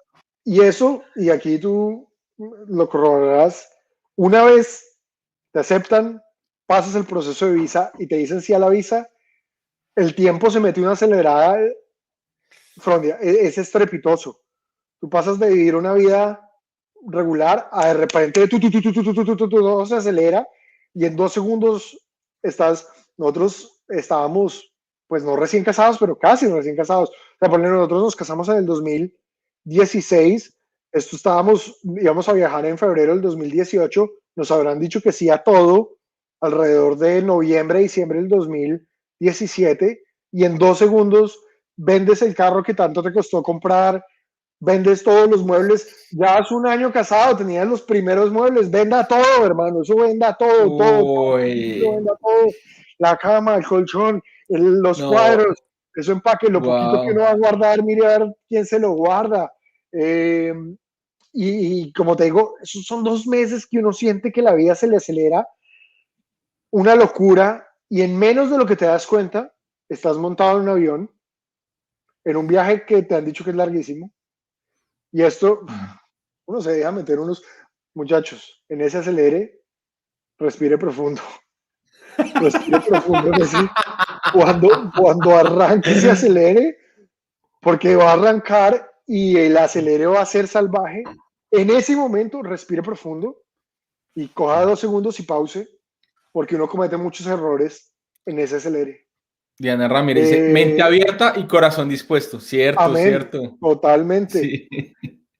Mano, nosotros, mire, de cosas chistosas que nos pudieron pasar, alguien, no me preguntes quién en estas alturas del partido porque no tengo ni idea quién fue, alguien nos dijo, compre una buena chaqueta de invierno porque el frío en Melbourne en invierno es salvaje, o sea, va a morir del frío y las chaquetas de invierno son carísimas. Entonces va y busque una chaqueta de invierno en Bogotá. Bogotá hay chaquetas, toda la vida hemos usado chaqueta, pero Sí. no es una chaqueta de invierno. Pues además yo ya me imaginaba en Canadá, ya me imaginaba espantando ciervos con nieve. Entonces fui y me conseguí una chaqueta salvaje, gigantesca, que no cabía en ninguna maleta. Coja la ropa, uno no sabe cuánta ropa tiene hasta que trata de meterla en una maleta. Entonces arranca uno y Uy, empieza a meterla en cierto. una maleta y llega un punto en que uno dice, tocó regalar ropa y uno, por no respirar, por acelerado, terminé regalando todo lo que no debí regalar y terminé metiendo en la maleta todo lo que no debí haber metido en la maleta. Claudia Entonces, Cristina realmente, dice, toda la vida en 2 maletas. en nuestro caso fue toda la vida en 6 maletas grandes. Entonces, imagínense, 6 maletas grandes con chaqueta de verano puesta encima. Eh, Obviamente, pues, digamos, teníamos derecho a 2 maletas Valentina, 2 maletas Joe. Oiga, un aplauso Para, para Valentina, de verdad que no, sí, eso. ella es una Sí, roca, o sea, hermano. Además, porque, y en esto, digamos, mi familia puede dar fe de esto, a mí me cuesta mucho el cambio. A mí me cuesta mucho el cambio, a mí me cuesta mucho adaptarme al acelere. Valentina, en cambio, ella florece en esos instantes de tensión y movimiento y demás. Es una persona que antes se crece en esos instantes. Entonces, a mí me salvó la vida eso. O sea, sin duda, ninguna me salvó la vida esa tensión de Valentina. Entonces, meta todo eso en las maletas, vaya para el aeropuerto. Eh, Como le digo, 6 maletas gigantes, métalas en una vaina y arranca el vuelo. Obviamente, los vuelos más baratos, más caros, igual es un viaje largo, va a ser un vuelo caro. No me pregunte cuánto me habrá costado en este momento, no me pregunte cuánto cuesta un viaje a Australia en este momento. En este momento no creo que le vendan un viaje a Australia. En este momento las sí, fronteras de Australia están cerradas. Entonces, si a usted le interesa Australia como opción migratoria, espérese un ratico porque ahorita no lo van a dejar no se entrar. puede. No. No se puede, punto. eh, pero digamos, en su momento, tratando de que el tiquete no fuera el más costoso y porque la visa llegó muy cerquita cuando nos iba a tocar viajar, realmente el vuelo que conseguimos era Bogotá-Atlanta, Atlanta, Los Ángeles, Sydney, Melbourne. Fue un Oiga, paseo. llegó a Atlanta y no me avisó, nos hubiéramos visto en el Ni idea, aeropuerto, hermano. hermano. Ni idea. Ahora, en Atlanta pisé, saludé y me fui. Fueron Ah, 2 segundos. claro, sí, sí, Además, sí, el obviamente. aeropuerto de Atlanta es, porque es hub de Delta y no sé qué cuántos, es un monstruo, es épico, es una ciudad. Es una ciudad, uno Sí, cree que ha visto aeropuertos grandes hasta que ve el de Atlanta. El aeropuerto de Atlanta es una ciudad. Igual que en una ciudad uno se pierde. O sea, yo tuve sí, menos problema ubicándome en Nueva York que en el aeropuerto de Atlanta. Es sí, es demente, es verdad. demente, es un boleo Sí, gigantesco. sí, es verdad. Y aquí, Mm. tip viajero que no me dijeron a mí, siempre que usted entre a un nuevo país, le toca sacar las maletas. Cojan las maletas y ya le voy a contar por qué. Entonces, ¿Qué pasó? sí ¿qué nos dijeron? Nos dijeron, apenas llegue a Atlanta, coja las maletas y las tiene, o sea, tiene que sacarlas y tiene que reingresarlas, porque igual tiene que pasar por aduana. Siempre que usted cambie de puerto, le toca hacer el proceso aduanero. Entonces, nosotros teníamos eso clarísimo. Nos llamamos a Atlanta, ta, ta, ta. Ahora, como el aeropuerto de Atlanta es lo que es, como es esta ciudad que Sí. existe única y exclusivamente con el propósito de mover gente alrededor del mundo, eh, está muy bien articulado. Entonces el proceso de bajar la maleta y meterla acá y todo el cuento funciona. Mm. Entonces hágale, pum, pum. Eso fue rapidísimo. Eso sí, corra de un lado del mundo al otro para llegar al Uy, sí, es avión. re grande. Mm. El vuelo Bogotá-Atlanta fue un buen vuelo, estuvo perfecto. El vuelo Atlanta-Los Ángeles fue un buen vuelo, todo bien.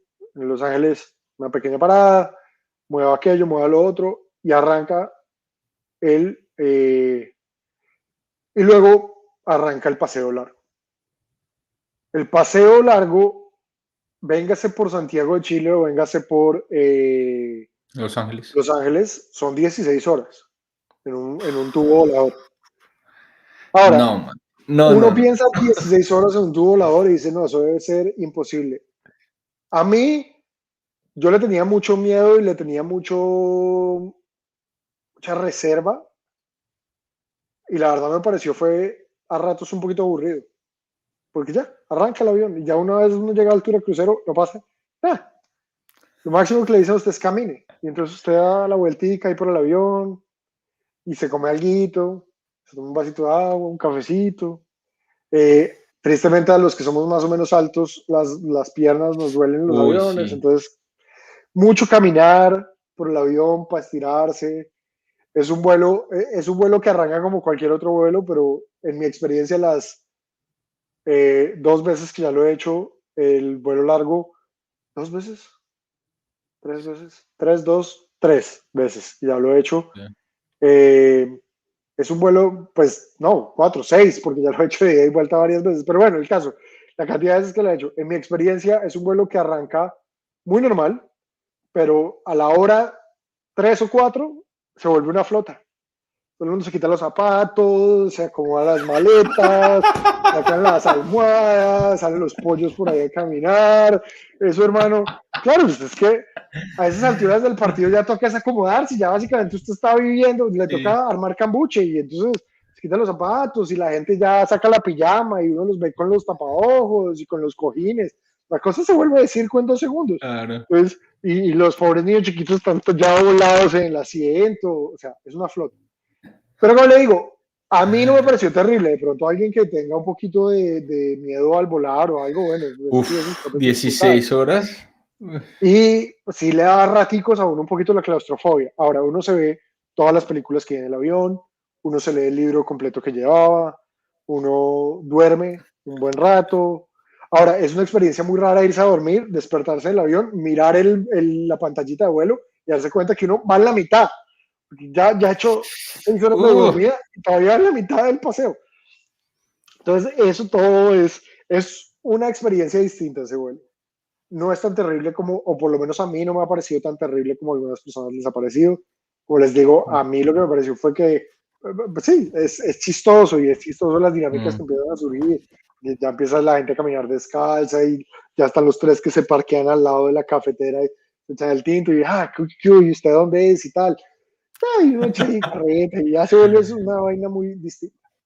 Aburridora a ratos, no es tan terrible, o por lo menos en lo personal, a mí no me pareció tan terrible.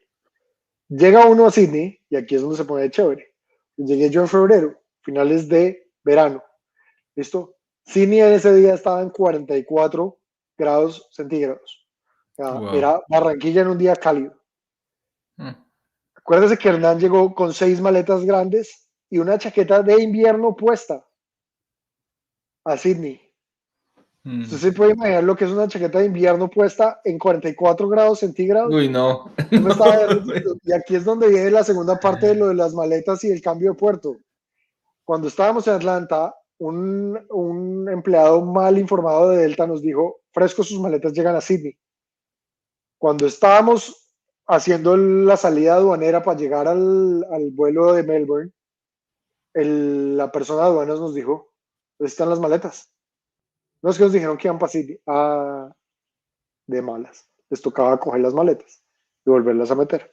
Siempre que cambie de puerto, le toca sacar la maleta y volverla a meter. Entonces esto es Hernán con chaqueta de 44 grados centígrados, todo el cuento con Valentina, muertos de hambre, nos bajamos en Sydney, sin conocer mayor cosa. Y entonces, no, cuando eso pasa, Wow. hay que pedirle a las empresas que manejan el equipaje dentro del aeropuerto, o por lo menos así es en Sydney, que saquen las maletas para uno poderlas ingresar. Obviamente perdimos el vuelo a Melbourne, como todo el pasaje estaba pagado y el trayecto era la misma, entonces nos iban a poner en un vuelo después, pero pues por ahora esto éramos los dos sentados derretidos del calor en un McDonald's, porque además lo único que medio no sonaba nada es McDonald's.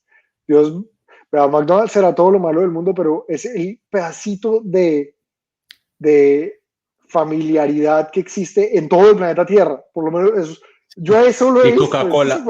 Sí, hay Y la Coca-Cola Coca-Cola. y hay cuarto de libra con carne, con queso, maestro. Y usted sabe que eso medio le gusta. Vaya y se cualquiera. Bueno, un McDonald's, y usted asume que no va a ser tan caro, porque McDonald's no puede ser lo más caro, y efectivamente no es. Pero de ahí, y aquí los que han viajado al exterior, las diferencias culturales a veces se sienten en las cosas grandes, pero a veces las diferencias culturales aparecen en unas cosas tan triviales y tan chiquitas, pero que empiezan a ser unas diferencias tan curiosas. Dos cosas. Primero, en Australia a usted le cobran la salsa. Cuando usted va a los restaurantes de comida rápida, si usted quiere salsa, le toca pedirla con el pedido y le toca pagar extra. No hay esa bandeja con salsas que usted coge y Sí, que esparrama. coge. No hay que le incluyen los 16 paquetes de salsita de tomate, no. Se le toca pagar extra. Entonces usted compra la hamburguesa McDonald's y las papas y tal, y cuando va a mirar, y la salsa, no hay salsa. Señor, ¿me da salsa? Sí, claro, mucho gusto, 50 centavos. ¿Perdón? ¿Cómo? Ok, bueno. Sí. Entonces, Pague. lo que le digo, son pequeñas cositas.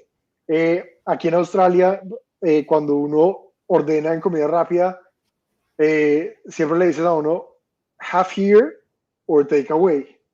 Pero no lo dicen así, no le preguntan, ¿la quiere comer acá o se lo va a llevar? Sino que ya se volvió una frase, ya se volvió una palabra automática rápida.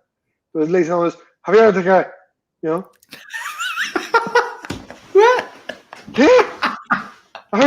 Y además empiezan a desesperarse porque, claro, usted ya tiene 300 personas en la fila de atrás y el pisco lo está mirando usted como, Javier, ¿no? Javier, yes, ¿qué? No sé, no entiendo nada, pánico. Hasta que por fin se da cuenta que el pisco lo que está diciendo es, ¿se lo quiere comer acá o se lo va a llevar, Mike? Entonces, bueno, listo.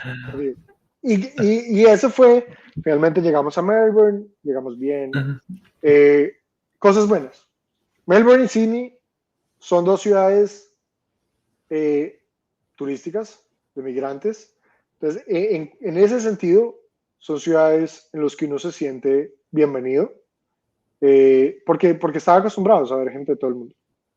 Es más, uno no está acostumbrado a ver tanta gente de todo el mundo. Yo creo que llegar a Melbourne y empezar a andar por Melbourne fue una de las primeras experiencias que yo tuve de ver tanta diversidad cultural, porque es que es muy distinto, es muy distinto. Además, porque Melbourne, y esto es una cosa chévere que te abre, Melbourne es que te abre las puertas a culturas del sureste asiático, ¿no?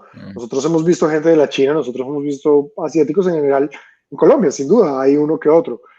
Pero es que acá pues son los vecinos. Estos son los vecinos reales, son Malasia, Indonesia, ¿qué más? Japón, China. Muchísima gente llega de esos lados, Vietnam, Sí. muchísima gente viene de todos esos sitios aquí, que son además de entrada países multiculturales, ¿no? O sea, son países en los que hay gente, hay gente musulmana, hay budistas, hay hindús de religión hinduista, y hay indios, ¿no? Porque son dos cosas distintas. Hay sufis, hay cantidades de culturas, cantidades. Entonces, llega gente de todo el mundo. Hay muchísimo europeo también, porque, digamos, esta es la puerta de Europa, o por lo menos de la Europa anglosajona, esta es en gran medida la puerta hacia el Pacífico. Entonces, mucho inglés, ¿no? Muchísimo inglés por acá. Conoce uno alemanes, conoce uno gente de todo el planeta Tierra, hay acá. Se volvió, ¿Colombianos? Siento yo, por lo menos, cada vez más, sí, cada vez más. Qué chévere. Un saludo muy grande a mi grupo de colombianos en Melbourne. Es un grupo muy activo en Facebook, una comunidad bonita que le da a uno la bienvenida en muchos casos. Cada vez más grande. Cuando yo llegué, uno echaba el chiste de que todos estábamos a 6 colombianos de distancia de todos. Ya hoy en día, ya de pronto no tanto. Pero uno se da cuenta, cada vez que uno conoce un colombiano, todavía existe eso de que uno dice, bueno, ¿y usted? ¿Y a quién conoce? Y de repente empiezan a nombrar, y en 2 o 3 colombianos ya uno se da cuenta que hay amigos en común, muy rápido. Aquí uno siempre conoce gente. Y en términos generales, la comunidad colombiana en Melbourne a mí pues, sin decir que han sido, no es que me haya vuelto amigo de todo el mundo, pero he encontrado buenos amigos. Aquí está, veo a Diana Ramírez, por ejemplo, es una de las amigas que me lo conocimos. A ella la conocía mi esposa de Colombia, pero fue por ahí. Mire esta pregunta, Hernán. ¿A dónde recomiendo irse a venir a Australia? Qué difícil esa pregunta. Mire, sí. Conozco gente que le ha ido muy bien en Brisbane.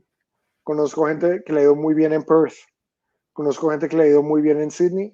Conozco gente que le ha ido muy bien en Melbourne. No conozco gente, o conozco muy poca gente que le haya ido mal. Como todo en la vida, va a haber experiencias que tienen cositas negativas. Siempre va a haber alguito que no sale perfecto, hombre. Eso pasa. Pero en términos generales, conozco gente que le ha ido bien en todos lados. Son ciudades distintas. Entonces depende un poquito, yo le diría, depende un poquito de la personalidad. Claro. Uno encaja, hay gente que encaja más aquí, hay gente que encaja más allá. Melbourne, por ejemplo, es una ciudad rarísima. Para nosotros Melbourne, nosotros no sabíamos muy bien a qué veníamos. Fue una gran sorpresa en muchos sentidos.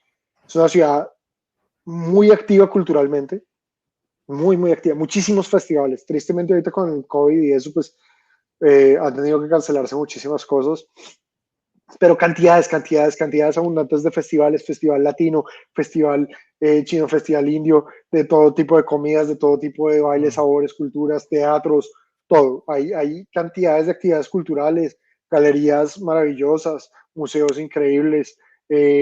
Entonces, si eso le gusta, hágale, que por ahí va la cuestión. ¿Qué es lo mejor de Melbourne? Serrano. Por ahí dice Sebas, un gran amigo de Colombia. Lo mejor de Melbourne, eso. Pero también requiere de una apertura y una flexibilidad mental curiosísima, porque fíjate, nosotros llegamos acá y era apabullante ver todo esto, y además porque es que uno en Colombia dice comida china y es comida china, que luego uno se da cuenta que es reducción infinita de lo que es realmente la gastronomía china y asiática y demás. Llega uno y dice comida asiática y hay 3.000 lugares y uno ve desde los patos, porque en los restaurantes chinos, en muchos restaurantes chinos cuelgan el pato pequinés en la entrada y uno pucha el pato ahí puesto en la ventana y uno, uy, miércoles, que ¿le voy? ¿No le voy? No sé si le voy. Todo tipo de sopas, y es diferente el pho vietnamita, de cómo lo preparan los curries que preparan los indoneses o los malayos. Entonces, en esa diversidad, al comienzo es un poquito como, uy, pucha, espere, téngalo. Eso sería, pero lo que te digo, ya una vez uno se abre a esas cosas, va a probar cosas increíbles y va a conocer cosas increíbles. Eso para mí es lo mejor de Melbourne. La apertura a otras culturas. Melbourne para Chévere. mí eso lo tiene y es una maravilla. Es muy tranquila, también eso es otra cosa muy buena. Es una ciudad muy tranquila, muy segura en muchas cosas. Lo peor es carísima, es venenosamente cara. Uno se viene con un presupuesto hecho de Colombia y cree que le va a alcanzar. Y no. No, no, no, no. Mire quién llegó.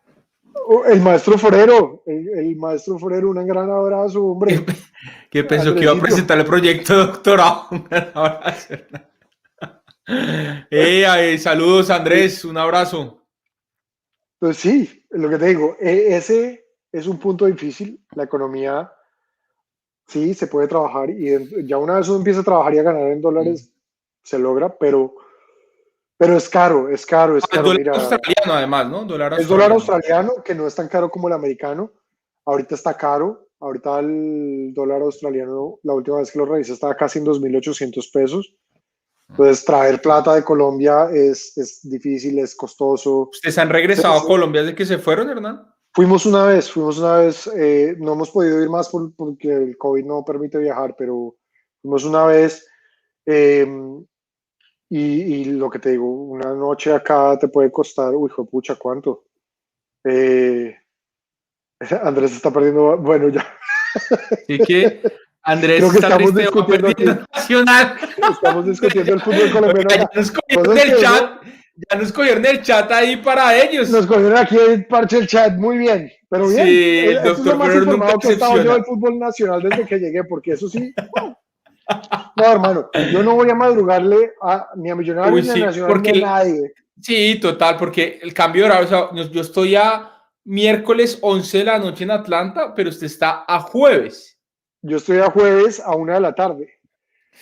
Y entonces es como, hijo de pucha, el Entonces, tema y horario. no, no, no. O sea, no lo voy a madrugar, por un lado. Por otro lado, bueno, y esa es la segunda cosa que es difícil y a raticos un poquito triste de Australia, la distancia. La distancia se siente porque esa distancia física, que ya gracias Mm, a Dios se acorta muchísimo con este tipo de cosas, mm. con las videoconferencias, con las videollamadas. Yo no me imagino lo que hubiera sido esto sin poder llamar a la casita y verle la cara a los papás cada rato, Uy, sí. o a mis hermanas, o a mis amigos. Yo no, ¿Cuántas no hermanas sé, tiene usted, Hernán? tengo 2 hermanas, una que ¿Y vive en Santa usted, Marta y una que y usted es el vive, mayor o el menor yo o el soy de el la mitad? mayor, yo soy el mayor, el mayor. Uy, o sea que usted es Entonces, el primogénito. O sea, usted. no le acuerdo a mi papá porque ya me empieza a preguntar que cuándo viene el bebé. Ojo, Ah, no, no, es un fresco que a mí también me preguntan. O sea, relajado. ya veo la pregunta aparecer ahorita en el 30 chat. Ya la segundos. veo aparecer, Ya sí, está así. ya viene la pregunta. Entonces sí, entonces, esa es la segunda parte que es difícil. En, en tiempos regulares viajar a Colombia es relativamente fácil, digamos más allá del costo del pasaje. Pero digamos, medirse por Santiago no es tan difícil y es un viaje, se acorta un poquito. Cuando uno viene por Santiago, se quita creo que 1 o 2 horas del viaje largo y 1 hora del viaje a Santiago. O sea, se acorta un poquito. No es un viaje tan difícil, pero sí se desconecta mucho de muchas realidades. A pesar de que uno trata de mantener muchísimo la conexión, Mm, la es distancia difícil. da duro a ratos. Da duro a ratos, da duro a ratos, porque bueno, hoy me tomé este tiempito para charlar y conversar, pero pues yo estoy a mediodía, no todos los días puedo llamar hasta Sí, ahora. pues bueno, ya llevamos hora y media, Hernán, este Exacto, tiempito. exacto, y normalmente esto es tiempo del doctorado, es tiempo que hay que estar ahí sentado. Sí. Eh, es difícil, el junior, dice mi papá. Ahí Ya, ahí ya están preguntando, nos pusieron ¿dónde de está verdad el chat Junior? de parche, ya están ahí No, hablando no, del giro y todo. cuando dice el Junior, está preguntando por Junior, mi hijo, que cuando Ah, el viene Junior, el Junior. con el Junior. Oh, porque es que vea, Memo, y le madruga al giro, pregunta a Memo. No, trato de mantenerme, vuelve y juega. Y es curioso porque los que me conocieron en la Sabana y demás saben, yo en Colombia nunca fui un gran hincha de la cultura deportiva, no por ninguna razón en particular, simplemente nunca me conecté con la cultura deportiva en Colombia. Eh, Me da un poquito de tristeza decirlo, pero digamos, con la selección Colombia conectaba y a ratos uno ponía atención a los ciclistas y era orgulloso, y en las Olimpiadas uno ponía atención a los patinadores y demás, pero yo no vivía muy conectado a ese asunto. Llega uno a Melbourne y Melbourne, otra de las cosas chéveres que tiene, al que le guste la cultura deportiva, Melbourne es una ciudad enloquecida por el... Responda del Junior. No voy a responder del Junior, ese lo dejamos después. Sí, después, porque ahorita no estamos hablando de eso, Memo. Sí. Entonces, Melbourne es una ciudad enloquecida por la cultura deportiva. Aquí está el Abierto de Australia, y cuando está el Abierto de Australia, la ciudad se viste de tenis, y la gente viaja de toda Australia, de Europa, y viaja de todo el sudeste asiático, vienen acá a ver el Abierto de Australia, y se consiguen boletas desde $2 hasta miles de dólares para ver todos los partidos, y de verdad es chévere. Yo no soy un gran hincha de ningún tenista, pero sí se mueve mucho la ciudad en ese sentido. Y curiosamente es una ciudad de transporte público, entonces uno anda muchísimo en el tranvía, en el metro, y tiene muchísimo contacto con el deporte ahí, porque el día que hay Abierto Australia, todo el mundo va para el Abierto Australia, y los ve uno con sus cachuchas, con sus raquetas, con todo, se vuelve la hinchada, pero fanática. Luego está ahí me dice Diana Ramírez, el footy, que me volví hincha del footy. El footy es el fútbol australiano, que es una mezcla de soccer, básquet y fútbol y rugby, que se inventaron aquí en Australia, en Victoria más específicamente. Es un deporte loquísimo que unos amigos, en tiempos de COVID, un amigo me dijo, ¿por qué no metámonos como por algo, como por ver algo? O sea, metámonos. Y es una locura de deporte, frenético, súper rápido, pero me enganché, ahora soy hincha furibundo de los Melbourne Demons. Y una de las cosas que Sebastián, pregunta, a veces es difícil poder hablar hasta con los amigos por esa diferencia tan loca de los horarios. Bueno, sí, sin duda, los horarios, es que se vuelve muy difícil, porque pues ahorita, o sea, en este momento, ¿qué hora es Bogotá? Miremos, en este momento Bogotá estamos hablando las 10 de la noche. 10 p.m., 10 de la noche. ¿No? Entonces, si yo quisiera, por ejemplo, coger mi hora de almuerzo y hablar con un amigo, pues a veces inclusive ya los cojo o acostados o en proceso de. Y cuando quiero, digamos, hablar con alguien en la mañana mía, digamos, si yo amanezco temprano, 8 de la mañana, 7 de la mañana, estoy preparando mi desayuno y quiero hablar con alguien, pues los cojo en mitad de la tarde, 4 o 5 de la tarde allá en Colombia, 7 de la noche en Colombia. Entonces, no es tan fácil cuadrar los horarios. Se vuelve un chichón. Cierto. Entonces, bueno, pero está el footy, está rugby, les encanta, está la Fórmula 1, netball. Sí, porque su papá acaba de poner el Gran Premio de Gran Prix, Fórmula 1. Al que fue otra experiencia súper entretenida ir al Gran Premio. Entonces, el deporte en Melbourne es así enloquecido, y por ejemplo, el footy es una cuestión genial porque el footy es un deporte en el que la hinchada es familiar. Entonces, va uno al estadio y está desde el niño chiquito hasta el abuelo. Todo el mundo va, hasta el perro, al estadio.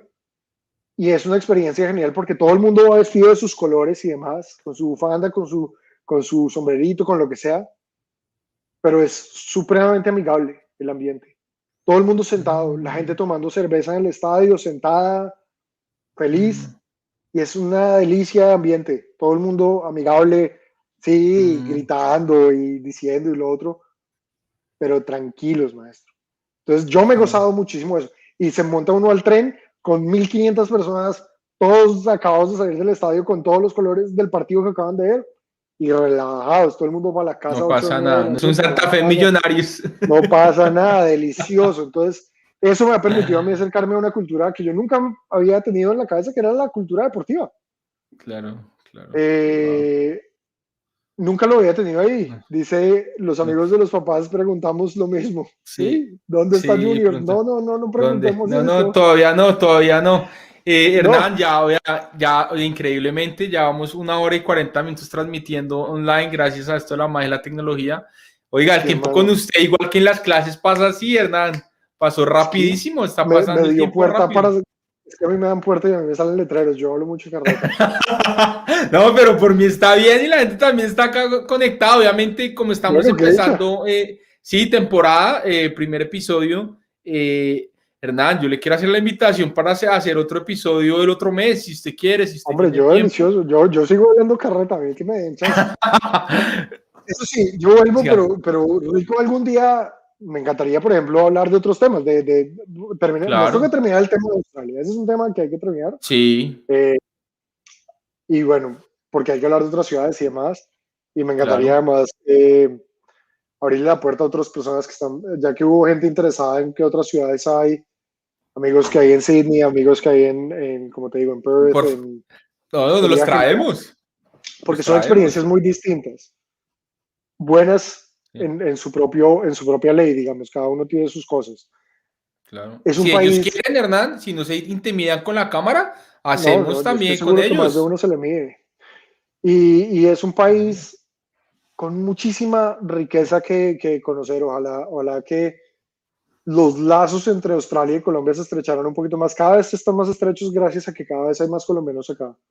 Pero Sí, creo que es una relación que hay que estrechar porque creo que son claro. dos países que a pesar de la cobrada de la salsa de tomate, que todavía no me la creo, eh, a pesar de que le cobren a uno la salsa de tomate, cuando uno rasca un poquito esa superficie de ciertas diferencias, también se encuentra algunas similitudes culturales eh, y empieza uno a acercarse muchísimo a cosas chéveres. Y es un país que tiene muchísimas cosas bonitas que ofrecer y muchísimas oportunidades.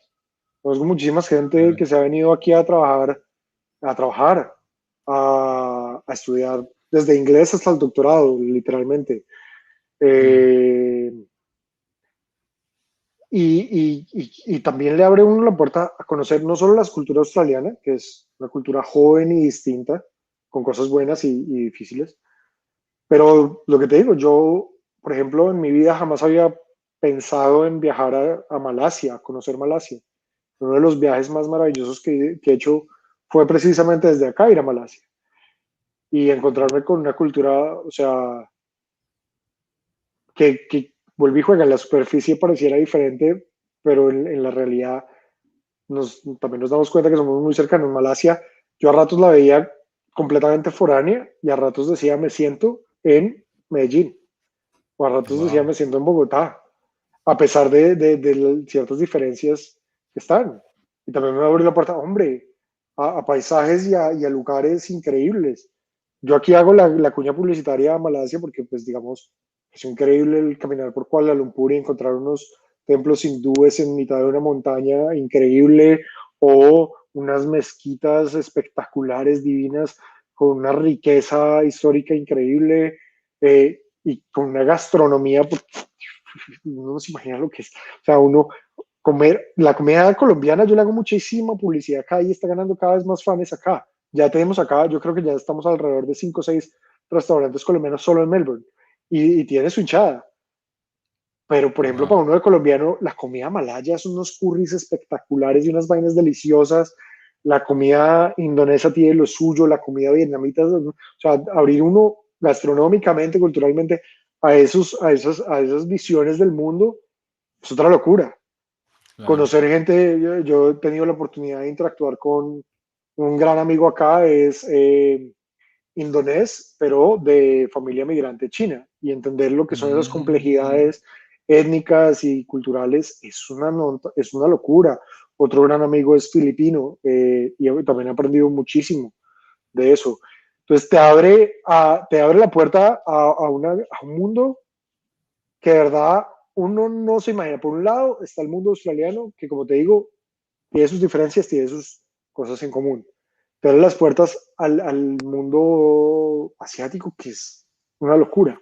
Al mundo indio, también he conocido gente de la India y del Medio Oriente, de muchas regiones, desde Pakistán, he conocido gente de Irak, y es una oportunidad maravillosa de conocer, de charlar, de darse cuenta que uno lo que, o sea, uno no puede sí, tener solamente la visión del mundo que llega por esa pantallita tan chiquita, por muy grande que sea claro, YouTube o por muy grande, a veces es una pantallita que se queda muy chiquita sí, ante la claro, riqueza ya. del mundo. Totalmente de Entonces, acuerdo. Mira, acá, ¿ya es quién es, Hernán? Claudia Cristina Claudia, la Gutiérrez. suegrita. La suegra, dice, gracias Juan por este acercamiento. Pues, Claudia Cristina, gracias por vernos. Puedes compartirlo con toda la familia. Te invito a que te suscribas, es totalmente gratis. Así como el canal de tu hija que tiene 52,000, pues acá no somos tantos todavía, vamos a llegar a ese número algún día. Pero no, gracias a Hernán, que pues es un tipazo y me regaló este tiempo. También a Juan Gabriel Castro, que qué bien charla, Juan. Un abrazo, Doc Hernanda y vale, y claro, sí. Hombre, Acá igual vamos a tener a Juan Gabriel también. Sí, sí, sí. Es tan rico tertuliar y la verdad es que hay mucho por contar. Como le digo, de Sí, Australia, pero es que si y no en me otros amanece, momentos hablaremos de muchas cosas. Sí, me va a amanecer, hermano. no, no, sí, toca que me corte porque tela para cortar y carreta para echar. El hambre con las ganas de comer. Eso es lo La que próxima eso fue lo vez me sentaré con un chocolatico y una arepa y echamos carreta así como si fueran unas once. La verdad es que es muy no. Yo sabroso. estoy súper abierto. Si tus amigos, el que quiera, que es colombiano, que no sea colombiano y que quiera participar en este podcast, pues hermano, acá le abrimos las puertas, le mandamos el link y cuadramos la logística. Sin duda que se Yo, puede, lo sí, haremos. igual quiero Porque darle además las chévere que se gracias conozcan las a, otras ciudades. claro, quiero darle las gracias, de verdad, Hernán, gracias por compartir su historia, por compartir su tiempo con nosotros, a Valentina también por hacer parte de este podcast, que ojalá algún día la tengamos también acá. De verdad, toda mi admiración, mi respeto, porque sé lo duro que es emigrar a un país pues de esa manera y que pues no es fácil y ha pasado años y pues ya estamos en un nuevo mundo post-COVID y seguimos acá. Ahorita estamos en el COVID, en el mundo durante COVID, porque ya Durante post-COVID, COVID, ¿no? sí, es verdad. Sí, no ha acabado, no ha acabado. Sí, sí, eso es verdad. Ahí seguimos, Tiene pero sí, usted, hombre, pues nada, a ti mil gracias. Fue una dicha, fue una dicha. Me encantó ver a toda la gente en el chat. Qué rico tener sí, la oportunidad de compartir.